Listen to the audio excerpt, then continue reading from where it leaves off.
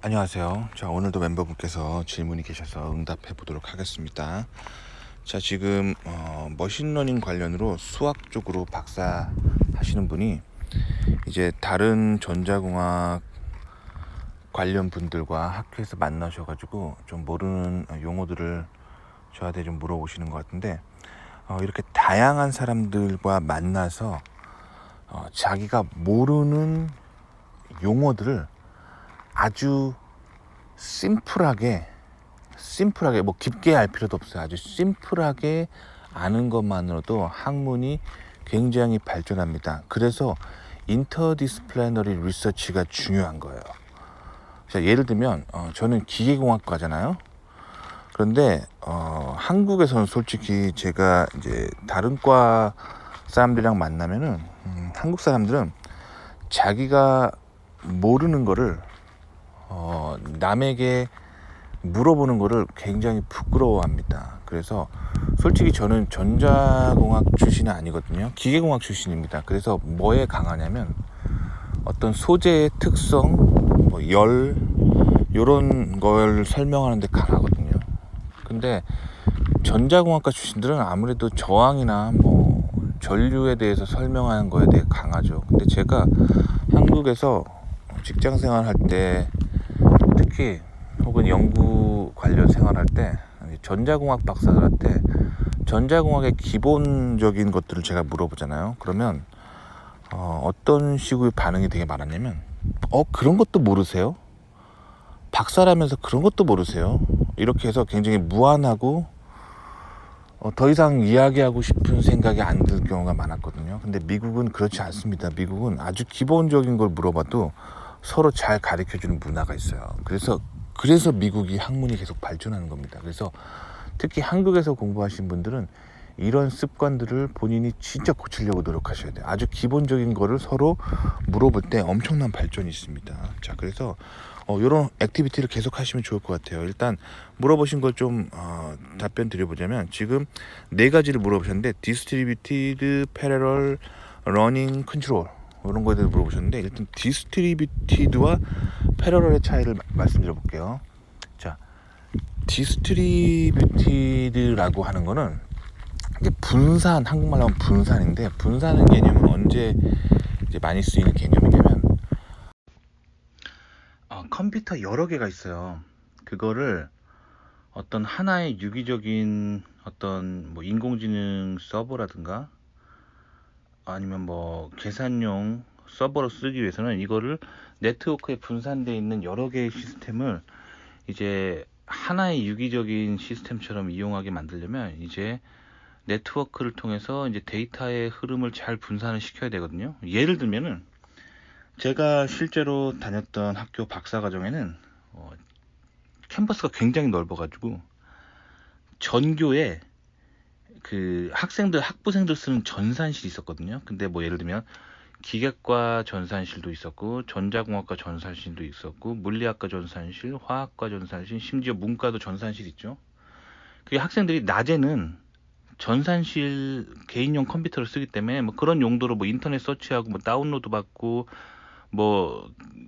비디오 보고 그럴 때 쓸 수 있잖아요. 근데 학생들이 퇴근하고 밤 10시 이후에는 아무도 없잖아요. 그러니까 어떻게 했었냐면 학교에 이제 모든 컴퓨터를 밤 12시가 지나면 모두 켜는 거예요. 근데 전부 다 이제 네트워크 랜에 다 연결돼 있잖아요. 그러니까 그거를 그 학교에 있는 전산실 자체를 슈퍼컴퓨터로 쓰는 거예요. 밤 12시 이후에. 요런 게 이제 디스트리뷰티드 컴퓨터의 전형적인 예죠. 그러니까 하나하나는 개인용 PC지만 네트워크에 연결돼 있는 수천 수만 개의 컴퓨터는 하나의 슈퍼컴퓨터처럼 작동할 수가 있죠. 요게 이제 디스트리뷰티드 컴퓨터의 개념이고, 그다음에 이제 패러럴 같은 경우는 GPU에서 이제 많이 쓰이는 개념이죠. 그러니까 GPU 하나 꽂으면 GPU 안에 이제 코어가 예를 들면 1000개가 있다고 치면은 1000개 코어를 동시에 수행하는 거 그런 게 이제 패러럴이잖아요. 그 개념은 이제 좀 아시겠죠? 자, 그다음에 이제 러닝은 머신 러닝 같은 걸 말하는 거죠. 데이터를 여러 개를 줬을 때 이제 거기로부터 공통점을 컴퓨터에게 학습시키는 거. 이건 님이 잘 아실 거예요. 근데 님이 좀 약한 분야가 이제 컨트롤인 것 같은데, 컨트롤은 여러 가지 뜻으로 쓰일 수 있어요. 기본적으로 이제 님이 컨트롤에 대해서 좀 개념을 잘못 이해하신 게, 여기서 지금 전자전기공학과에서 말하는 이제 러닝 앤 컨트롤에서의 러닝, 그 컨트롤 뜻 있잖아요. 뭐 디스트리뷰트랑 패러럴이랑 러닝, 뭐 그렇게 말할 때 컨트롤은 이 뭔가 모터 제어 같은 그런 컨트롤이 아니라 뭘 얘기하는 거냐면 마이크로 프로세서의 코어나 뭐 이런 전기 어떤 소자를 컨트롤하는 걸 말하는 거예요. 아시겠죠?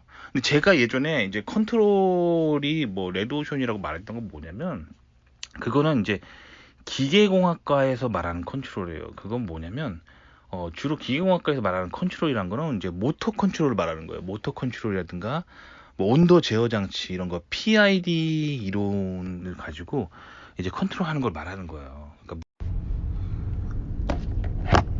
자, PID 컨트롤의 예를 들어볼게요. PID 컨트롤. 자, 저희 집에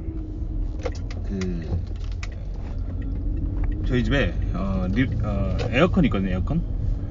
그럼 에어컨을 제가 예를 들면 미국은 이제 화씨 온도를 쓰니까 제가 74도로, 화씨 74도로 벽에 있는 리모컨 74도를 맞춰놨어요.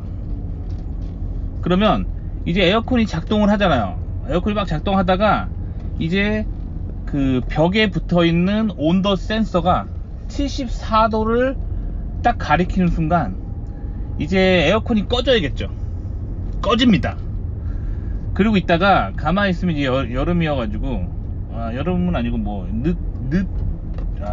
가을도 덥긴 하겠죠. 뭐 가을이어가지고 늦더위가 있다고 쳐봐요. 그러면 이제 더워요. 그래가지고 이제 슬슬 방 안의 온도가 올라가면은 이제 벽에 있는 온도계가 이제 75도를 찍겠죠. 그러면 제가 세팅은 뭘로 해놨다고요? 74도로. 그러면 이제 에어컨이 다시 돌아가는 거예요. 그래서 74도가 되면은 또 멈추겠죠. 요런 컨트롤을 말하는 거예요. 요런 컨트롤은 이제 온도 제어기에도 쓰이고 물탱크에서 물 수위 조절로도 사용됩니다. 뭐 예를 들면 제가 1m로 맞춰놨다고 쳐봐요. 물탱크에. 근데 물탱크에 물이 90cm가 되는 순간 이제 자동으로 이제 수도꼭지가 틀어지겠죠. 그래서 1m를 또 맞추겠죠. 물을 사용해서. 그러다가 이제 또 물이 1.1m가 됐다고 쳐봐요. 그럼 물이 1m 세팅보다 오버됐잖아요. 그러면 이제 그때부터 수도꼭지는 더 이상 작동을 안 하는 거예요. 그래서 사람들이 물을 쓸 때까지 그냥 기다리는 거죠. 이렇게 해서 항상 물 수위를 1m로 맞추는 이런 컨트롤이에요. 이 컨트롤의 원리를 이용해서 일반적으로 모터 컨트롤을 많이 하죠. 그래서 뭐 예를 들면 뭐 선풍기 같은 거, 선풍기 혹은 뭐 프로펠러 뭐 이렇게, 혹은 로봇, 이런 거에 많이 쓰이는 이론이에요. 그래서 예를 들면 제가 로봇팔이 있다고 쳐봐요. 그럼 로봇팔이 있는데 그거를 로봇팔로 어떤 물건을 집으려고 하잖아요. 그럼 로봇의 관절에다가 이 PID 컨트롤러로 이제 컨트롤을 하는 거예요. 그래서 그 사용자가 희망하는 그 위치와 속도와 가속도가 될 때까지 이거 PID 컨트롤러 이게 쭉 정밀 제어하는 거예요. 자, 근데 왜 그걸 제가 예전에 레드오션이라고 말했냐면은, 이거는 미국이 별로 관심 없어 하는 주제예요. 이거는 미국은요 이런 거 로봇 컨트롤 같은 거에 큰 관심이 없어요. 미국은 뭐에 관심이 있냐면 그 인공지능 AI 그 자체에 관심이 있어요. 그러니까 사람으로 치면은 뇌에만 관심이 있고 몸뚱아리 팔다리를 만드는 거에는 관심이 없는 거예요. 아시겠죠? 그래서 이런 몸뚱아리 팔다리를 만드는 것 쪽으로 가장 발달한 나라가 일본입니다. 자, 일본은 그러면 왜 이렇게 몸뚱아리에 관심이 있냐면, 일본은 이미 그 2차 세계대전에 미국에 패전한 이후에 미국한테 뭐든 안 된다는 거를 절실하게 깨달았어요. 그래서 미국의 패권에 웬만해서는 잘 도전이 안 하고요, 미국이 안 하는 것 중에 최고가 되려고 하는 그런 속성이 있습니다. 일본의 이공계가. 아시겠죠? 그래서 미국이 안 하기 때문에 이런 로봇의 몸뚱아리를 컨트롤하는 거는 미국이 잘 안 하기 때문에, 이쪽으로 미국이 안 하네? 그러면 우리 일본이 짱 먹자. 뭐 이렇게 해가지고 일본이 이쪽으로 굉장히 많이 하는 거예요. 그래서 레드오션이라고 하는 거예요. 왜냐면 미국이 안 하기 때문에 이게 별로 미국에서는 빛을 못 보는 분야인데, 그 분야를 일본의 엔지니어링 기술력이 총력을 다해서 하고 있는 게 이제 로봇 컨트롤 분야이기 때문에 한국인의 입장에서는 완전 레드오션입니다. 정리드리자면 미국이 절대 안 하고 그 분야를 일본의 브레인들이 다 총력을 다해서 먹고 있기 때문에 한국으로서는 도저히 비전이 안 생기는 분야가 이 기계에서의 컨트롤이라고 할 수 있어요. 아시겠죠? 근데 인공지능이나 이런 병렬 연산에서의 컨트롤은 그 컨트롤이 아니에요. 그 컨트롤이 아닙니다. 아시겠죠? 그 마이크로 프로세서의 그 코어를 컨트롤하고 뭐 메모리 컨트롤러나 SRAM 컨트롤러 이런 걸 통해서 인공지능의 병렬 연산 기능을 향상시키는 그런 분야이기 때문에 요거는 그 컨트롤 님이 말하는 컨트롤은 이제 인공지능 하드웨어에 있어서의 컨트롤인 거예요. 그러니까 이거 제가 예전에 말한 로봇, 그러니까 기계공학 쪽에서 말하는 컨트롤이 아닌 거예요. 그러니까 컨트롤이란 게 엔지니어링 용어가 있는데 전자에서 쓰이는 용어랑 기계에서 쓰이는 용어가 다르거든요. 그거를 잘 구분하셔야 돼요. 대표적인 예가 스트레스라는 개념도 있어요. 스트레스 뭐냐면 봐봐요. 기계공학 쪽에서 스트레스라고 하는 거는 뭘 의미하는 거냐면 그 기계 장치에다가 힘을 가한다는 거예요. 힘, 그 뉴턴 있잖아요. 뉴턴의 힘을 가하는 거예요. 그래가지고 그런데 모든 기계 장치는 물리적인 공간의 제약이 있기 때문에, 즉 단면적이 있어요. 에어리아. 그래서 이 힘 뉴턴을 단면적인 뭐 미터 퍼 세컨드 제곱이죠. 죄송합니다. 미터의 제곱이죠. 미터의 제곱으로 힘을 나누는 거예요. 그러면 F 슬러시 A, 즉 힘은 뉴턴 단위를 미터 세컨드 제곱으로, 그러니까 미터 제곱으로 나누면 뉴턴 퍼 미터 세컨드 제곱이 되죠. 그럼 결국 이게 뭐냐면 단위 면적당 힘이라는 개념이 나오죠. 요게 바로 스트레스예요. 스트레스. 기계에서 말하는 스트레스. 그래서 이 스트레스가 높으면 그 기계가 망가지겠죠.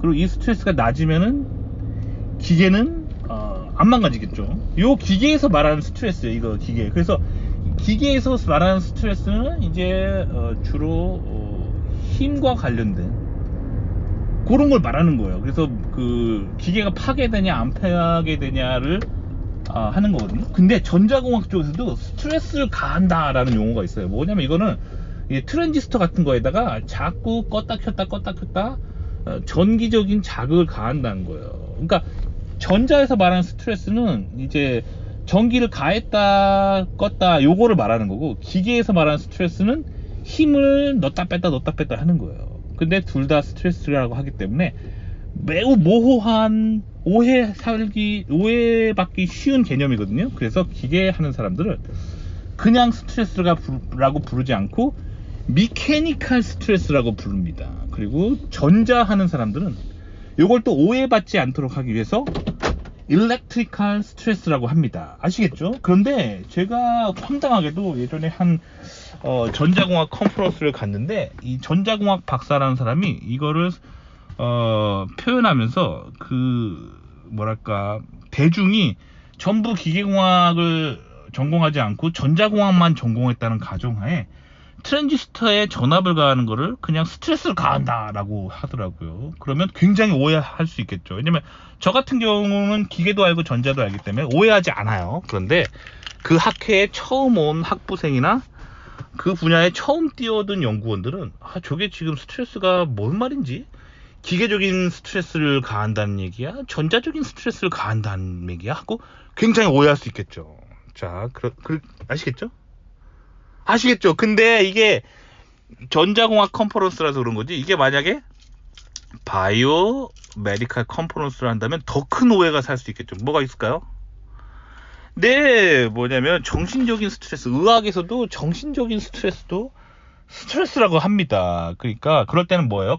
가로 열고 멘탈 스트레스라고 해야겠죠. 이렇게 용어는 굉장히 애매하고 헷갈리는 용어들이 굉장히 많습니다. 자, 컨트롤도 마찬가지죠. 아까 컨트롤, 제가 님이 컨트롤 지금 헷갈린 게 뭐냐면 이 AI나 이런 하드웨어에서 이런 코어나 트레드를 컨트롤하는 거를 그쪽에서 이제 컨트롤하는 건데, 이걸 님이 오해하면은 그 기계공학에서의 PID 컨트롤 같은 거, 그 모터 컨트롤 이런 거를 오해할 수가 있겠죠. 그런데 이 컨트롤이 또 어디서 쓰이냐면, 이 기독교 신학에서 인간이 가지고 있는 죄 중에 하나의 컨트롤이라는 죄가 있어요. 컨트롤이라는 죄.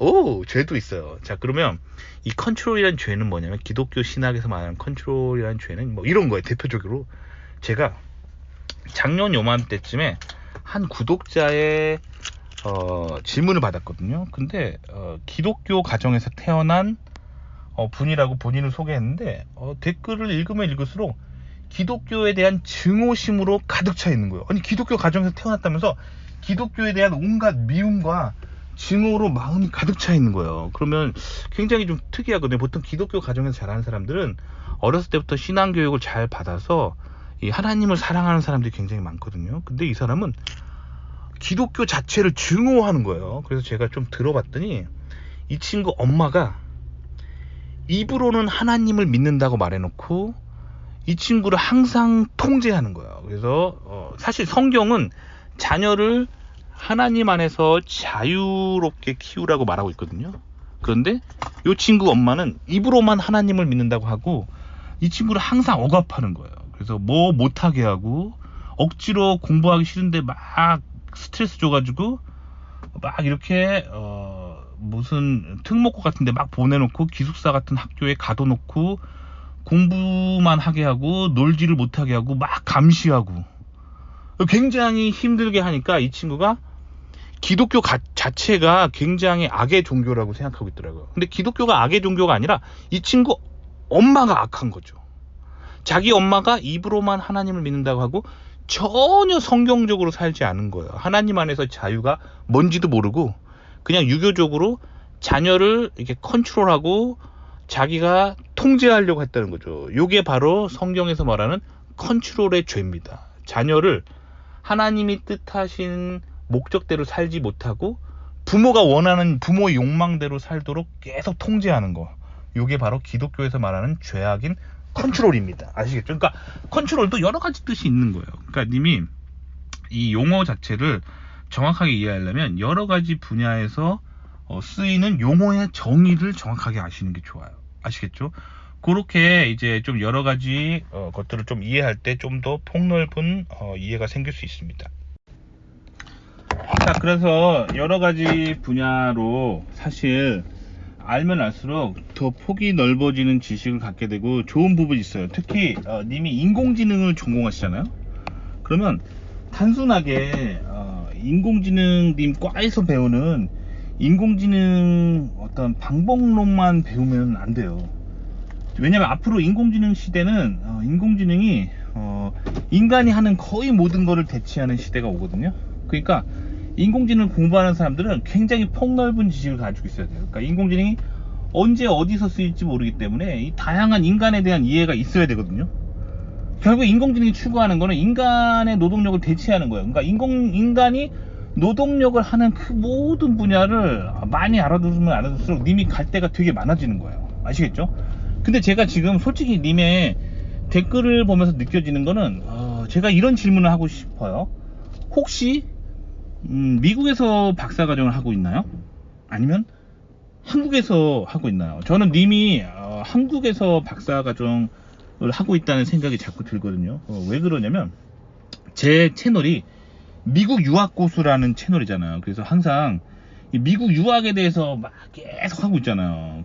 그러니까 사실 제 채널에 이제 국내에서 석사를 하고 국내에서 박사 하시는 분들도 있거든요. 근데 이분들이 괜히 눈치가 보이는 거야. 나는 미국 유학 절대 안 할 거고 한국에서만 박사 할 건데 그냥 이 채널 주인장이 미국에서 박사를 하고 실리콘밸리에 있다고 하니까 그냥 뭐 좀 나한테 뭐 정보 좀 얻을 거 없나 하고 이렇게 기웃거리는 국내 박사들도 있어요. 근데 그분들이 조금 미안하니까 자꾸 자기들이 국내 박사라고 얘기를 안 하고 그냥 뭐 박사과정입니다 하고 뭐 지도교수도 지도교수라고 안 하고 제 어드바이저가 하면서 막 이렇게 얘기하는데 조금 그분들이 좀 더 솔직하면 좋을 것 같아요. 좀 더 솔직하면은 제가 좀 더 솔직한 이유를 이야기를 해줄 텐데, 솔직히 이제 그렇게 이제 숨어 계신 분들도 있어요. 근데 제가 님에게서 느껴지는 거는 국내에서 박사학위를 하든지 아니면 미국에서 박사학위를 한다 하더라도 이 미국인들과 교류가 별로 없으신 분 같다는 생각이 들어요. 왜 그런 생각이 드냐면, 일단 이 미국에서 공부를 하시는 분들은 기본적으로 이제 미국의 그 대학원 연구 분위기가 인터디스플리너리 리서치를 하는 분위기거든요, 기본적으로. 그래서 기본적으로 미국의 지도 교수는 전작과라고 해서 전작과 연구만 하지 않아요. 거의 그래요. 미국의 지도 교수를 보면 전작과에 있어도 막 기계과랑 활발한 연구를 하고, 뭐 바이오랑도 활발한 연구를 하고, 뭐 컴퓨터 사이언스하고도 활발한 연구를 하고, 화학과랑도 물리학과랑도 활발한 연구를 하거든요. 뭐 그래가지고 이 기본적으로 이 학문 간에 벽이 거의 없어요. 심지어 제가 이제 박사과정 했던 과는, 저는 기계공학과 출신이거든요. 그런데 전자공학과나 컴퓨터 사이언스랑 막 조인트를 하는 연구들도 많았고, 그리고 심지어 생물학과랑 조인트를 하는 연구를 많았거든요. 그렇기 때문에 미국에서 공부를 하는 사람들은 기본적으로 막 다른 학문과 폭넓게 공부한다는 거를 굳이 드러내질 않아요. 왜냐면 그게 기본 옵션이기 때문에. 아시겠죠? 그런데 님의 이제 댓글을 보면은 님이 이 폭넓은 연구를 좀 관심을 가지고 뭐 하게 됐다는 얘기를 하는 걸로 봐서 님이 국내에서 연구하시는 박사거나 아니면 미국 박사를 하더라도 한국인들하고만 주로 이제 한인 학생 분들하고만 어울리다 보니까 이 미국 사람들이 이 뭔가 폭넓게 인터디스플리너리 리서치를 한다는 사실에 좀 충격받고 조금 놀라워하는 뭐 그런 뉘앙스가 님의 댓글에 느껴져요. 근데 님이 이런 식으로 미국의 공부를 느껴서는 안 돼요. 이렇게 인터디스플리너리 리서치, 즉 학문 간의 경계가 없이 다양한 학문을 연구하는 건 이제 미국의 학풍의 기본이거든요. 기본을 뭔가 신기해하면 안 된다는 거예요. 그러니까 님의 이제 공부하는 자세에 솔직히 뭔가 좀 문제가 있다라고 저는 좀 느껴집니다. 아시겠죠? 그러다 보니까 제가 이제 님에게 드리고 싶은 조언은, 님이 지금 님 댓글에서 이제 폭넓게 어드바이저가 연구를 한다고 하면서도 님이 내놓은 걸 보면은 머신러닝의 분야에서, 인공지능의 분야에서 딱히 폭넓지 않아요. 무슨 말이냐면, 자, 님이 지금 첫 자기소개에서 본인은 인공지능 쪽으로, 수학 쪽으로 연구한다고 했는데, 님이 뭐랄까, 님은 나름 폭넓게 연구를 시도하려고 다양한 사람들을 만나려고 나름 노력한 거잖아요. 나름 노력해서 만났다는 사람들이 고작 전자공학과에서 인공지능을 하는 사람들이라는 거죠. 그러니까 님이 공부하는 폭이 굉장히 좁은 경향이 있어요. 그거를 고치셔야 됩니다. 아시겠죠? 그래서 제가 님이 한국에서 박사를 하거나 아니면 미국에서 박사를 한다 하더라도 거의 한국인들하고만 살고 있구나라는 거를 느끼게 된 거예요. 님의 공부를 보는 시선이 매우 폭이 좁아요. 미국 박사라고는 전혀 안 믿겨질 정도로 공부에 대한 폭이 굉장히 좁아요. 아시겠죠? 미국에서 제대로 인공지능을 공부하는 사람은 뭘 공부해야 되냐면, 자기의 전공 밖의 뭔가를 하려면 뭘 공부해야 되냐면 뇌과학이나 상담 심리학 같은 거, 뭐 요런 걸 공부하셔야 돼요. 아니면 뭐 칼융이나 프로이드 같은 정신분석학, 요런 거에 이제 관심을 가져야 이제 폭넓게 공부하는 사람이라고 볼 수 있는 거예요. 아시겠죠? 그러니까 님이 이게 학문을 보는 폭이 굉장히 지금 좁은 상태예요. 그래서 제가 님이 학문의 폭을 넓힐 수 있게 제가 좀 미국식으로 좀 조언을 드린다면, 님이 지금 봐봐요. 수학과에서 인공지능 공부하잖아요. 그러면 님이 전문적으로 배우는 분야는 뭐냐면, 수학적으로 이 인공지능의 그런 웨이트 팩터 같은 거를 구하는 어떤 수학적인 알고리즘을 전문적으로 하실 거예요. 아마도 뭐 예를 들면 머신러닝으로, 뭐 예를 들면 슈퍼바이즈 머신러닝으로 사과와 바나나를 구분하는 뭐 그런 인공지능 알고리즘을 만든다고 쳐봐요. 그러면 웨이트 팩터가 중요하겠죠.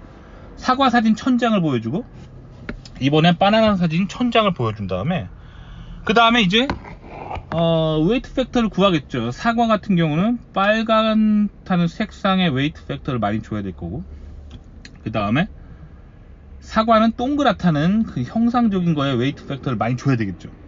그리고 반대로 바나나 사진 같은 경우는 노랗다는 색깔의 웨이트 팩터를 많이 줘야겠죠. 그리고 바나나의 형상, 좀 가로 대비 세로가 긴 형상의 웨이트 팩터를 줘야겠죠. 자, 이거를 수학적으로 이제 계속 옵티마이제이션 하는 것이 수학과에서 이제 머신러닝을 위해서 열심히 수학적으로 이런 웨이트 팩터의 뭐 그레디언트 펑션 같은 거를 최적화하고 가장 빨리 찾는 거, 뭐 이런 거 연구를 하실 거 아니에요. 자, 그러면 님이 이거를 단순하게 이게 수학적으로 색깔과 형상에 대한 그레디언트 펑션을, 웨이트 펑션을 빨리 찾는 거, 그런 알고리즘을 전문적으로 한 사람이기 때문에 님의 이런 학문적인 그런 지식을 넓히려면은 뇌과학이라든가 아니면 상담심리 같은 거, 제가 추천드리는 건 상담심리학이에요. 상담심리학이나 뭐 정신과에서 하는 임상 뭐 상담학, 이런 거를 공부하시면 좋을 것 같아요. 그게 진정으로 폭넓은 공부예요. 그래서 사실 인간이 뭔가 정신적으로 잘못된 판단하는 거 있거든요. 예를 들면 흑백 논리 같은 거. 우리가 살다 보면 흑백 논리로 생각하는 사람들을 많이 만나게 되잖아요. 뭐 예를 들면 아주 단편적인 몇 개의 지식만 가지고 이렇게 간단하게 이렇게 섣불리 편견을 가지고 막 판단하는 그런 흑백 논리를 가진 사람도 있잖아요. 그럼 그 사람이 왜 그렇게 생각할까? 정신분석학으로 들어가가지고 이렇게 흑백 논리에 대해서 정신적으로 혹은 상담 심리학적으로 공부하잖아. 그러면 이거 인공지능 이론이랑 똑같아요. 인공지능이 웨이트 팩터를 주는 그 수학적으로 그레디언트 펑션 구하는 거잖아요. 그게 인간의 뇌에서도 일어나고 있는 거예요. 아시겠죠? 그러니까 요거를 상담 심리를 공부한 다음에 님이 이제 수학과에서 하는 이제 웨이트 팩터 같은 거 구하는 그런 공부를 병행해서 하잖아요. 그러면 인공지능이 진짜 잘 보여요. 더 잘 보여요. 그런데 일반적으로 수학 같은 거를 공부하는 사람이 인공지능에 대한 폭을 넓힌다 하면은 보통 뭘 공부하냐면 뭐 컴퓨터 사이언스에서 뭐 머신러닝 이론 정도 듣고 뭐 자기가 이제 지식을 넓힌다라고 생각하는데 그렇지 않아요. 그거는 자기가 하던 거를 그냥 조금 다른 과에서 어떻게 보는지 그냥 조금 보는 거고, 정말 폭넓게 자신의 지식을 넓히려면 인공지능 하는 사람들은 뇌과학이라든가 뭐 정신과 그런 정신치료나 상담 심리 같은 거 공부하셔야 돼요. 그러면 인간이 뭐 흑백 논리를 생각하고 착각하고 착오하고 뇌에서 막 조현병이 일어나고 막 그런 정신병적인 것들이 일어나는 게 사실 인공지능에서 어떤 머신러닝 과정에서 일어나는 착오랑 굉장히 비슷해요. 그 에러랑 굉장히 비슷해요. 그 왜 그럴까요?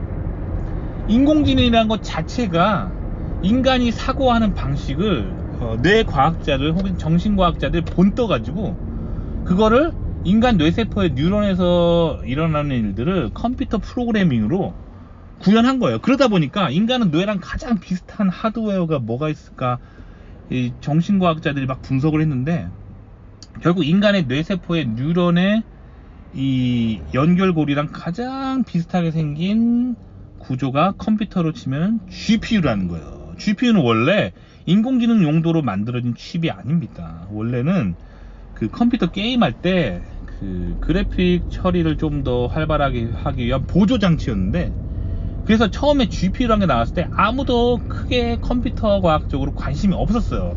단순 게임할 때 이제 배경을 디스플레이하는 그냥 보조 장치 중에 하나라고만 생각했는데, 이게 정신과학자들이 막 그 인간의 뇌랑 비슷한 하드웨어가 뭐가 있을까 찾다 보니까 이 GPU가 딱이라는 걸 알게 돼가지고 GPU에다가 AI를 코딩하게 된 거예요. 아시겠죠? 그러니까 요런 백그라운드를 좀 아시고 정신과학적으로 인공지능을 어떻게 볼 것인가, 인공지능과 인간의 뇌랑 무슨 상관관계가 있는지를 좀 보시면 돼요. 아시겠죠? 그러면은 이게 굉장히 도움이 되고, 그리고 또 한 가지 도움이 되는 건 성경이에요. 성경. 자, 인공지능 자체가 목적이 뭐라 그랬죠? 인간의 노동력을 대신할 수 있는 인간처럼 생각하는 기계를 만들자잖아요. 그래서 인간을 베낀 프로젝트가 인공지능이란 말이에요.